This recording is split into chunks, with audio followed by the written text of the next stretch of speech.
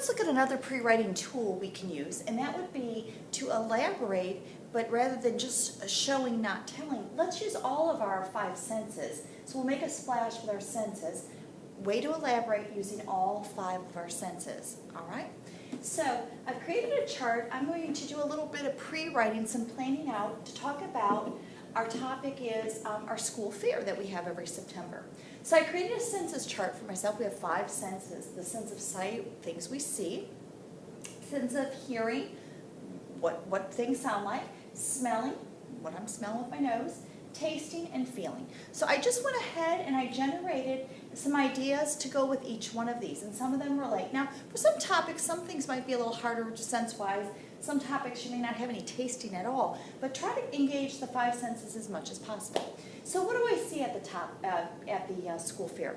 Well, I see rides, there's crowds, people running, dancing, the twirling swings, the glow sticks, the dunking booth. I could go on and on. I'm going to run out of a little bit of room here, but I could go to the back of my paper if I wanted to. So what am I hearing during the school fair? So now I'm going to engage my sense of hearing. Well, I hear screaming, especially from the people on the rides or people calling across the crowd to each other. I hear music, and it's all different kinds of music, so I could talk about the Irish music or the country music or whatever type of music's playing. I hear the whooshing of the rides that they make as they go up and down. I hear splashing when someone hits the target for the dunking booth, and in goes that person into the dunk booth. I hear that splashing sound. I hear clanging of rides. I could go on and on. People yelling to each other, people talking. What do I smell? Buttery popcorn. Because we live in North Carolina, it's hot in September, a lot of times you smell sweaty kids. There are kids that have been there all day. You smell the sugary cotton candy. It has a certain smell to it. The spicy tacos, the wet clothes of the people that have been in the dunk booth.